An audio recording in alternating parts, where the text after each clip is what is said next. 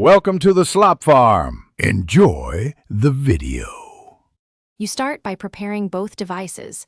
This saves time and prevents audio dropouts. Put AirPods Pro in your ears and confirm Bluetooth is on.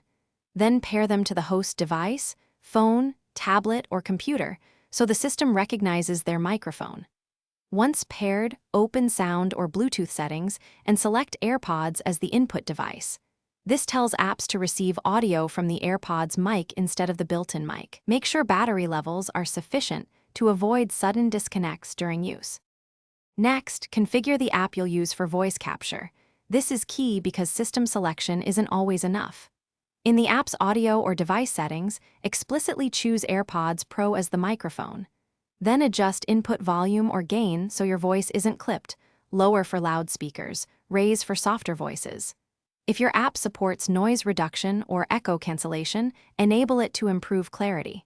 Once done, record a short sample or make a quick call to verify sound quality and tweak settings as needed. Finally, optimize placement and troubleshoot common problems. Position the AirPods so your voice projects toward the mic. Moving closer improves signal-to-noise ratio.